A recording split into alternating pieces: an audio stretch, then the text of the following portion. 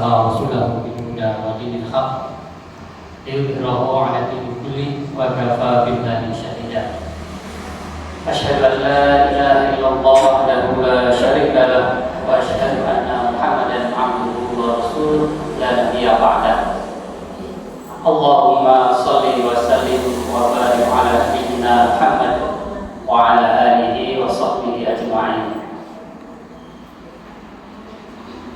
Rabbi shrah li sadri wa yassir li amri wahlul 'uqdatam min lisani yafqahu qawli.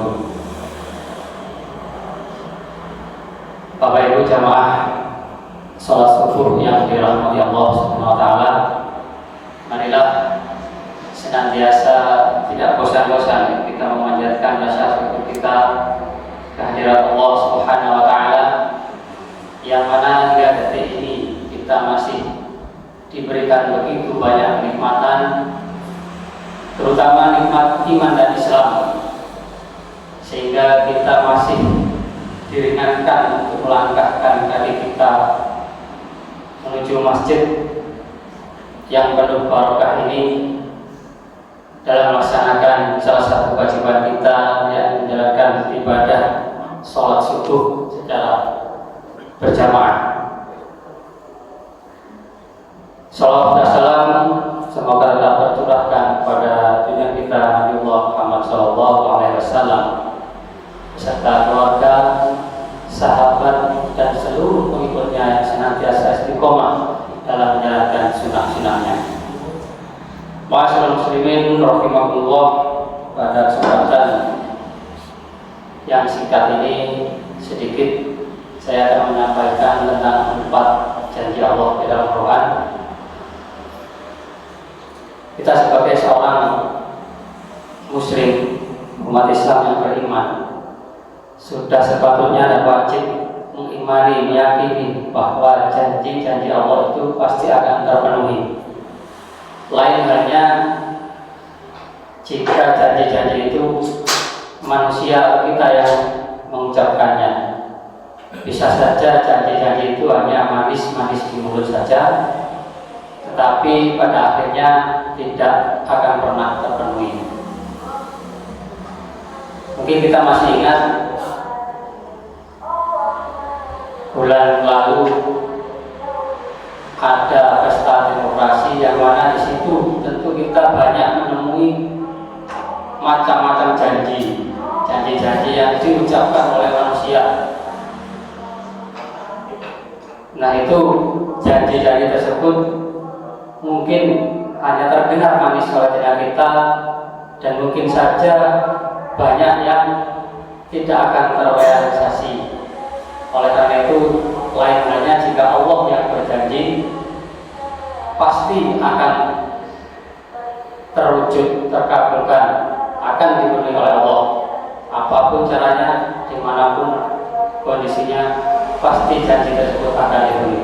Nah, apa saja janji-janji tersebut? Yang pertama, yakni tertulis dalam Al-Quran surat Ibrahim ayat 7, la in syakartum la azidanakum.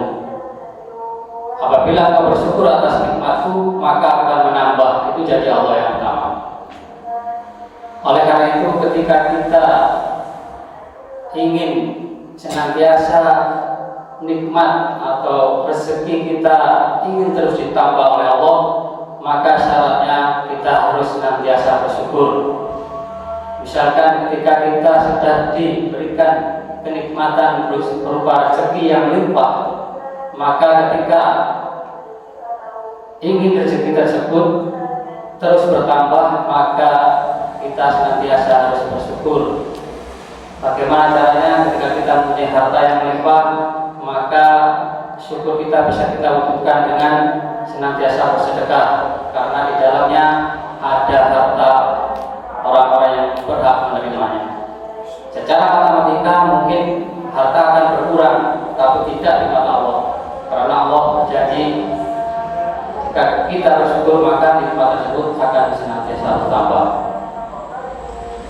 Itu yang pertama. Kemudian yang kedua, ada di surat Al-Baqarah ayat 152, "Fadhkuruni adhkurkum." Ingatlah engkau kepadaku, maka aku akan ingat senantiasa diingat oleh Allah, maka kita harus mengingat Allah juga. Dan ketika kita mengingat Allah, maka Allah akan jauh lebih mengingat kita. Mungkin kita berada di masjid, kita lebih fokus mengingat kepada Allah. Tapi mungkin ketika kita ada di kantor, ada di pasar, dan lain sebagainya, ketika kita dalam keadaan senang gembira, apakah kita masih ingat kepada Allah? Dan apa yang akan terjadi ketika kita akan melupakan Allah? Mungkin ketika kita di kantor, kita bisa saja mengambil hak-hak orang lain, kita bisa melakukan korupsi dan lain sebagainya. Atau ketika kita berada di pasar, bisa saja kita mengakali orang dengan mengurangi timbangan dan lain sebagainya. Tetapi tidak jika kita senantiasa ingat kepada Allah. Dalam keadaan susah, maka Allah pun akan mengingat kita.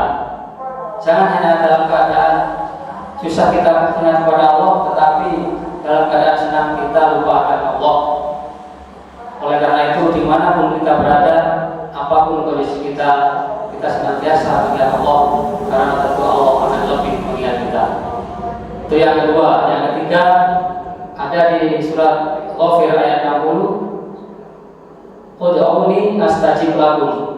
Berdoalah, memintalah kepadaku, aku akan mengabulkannya.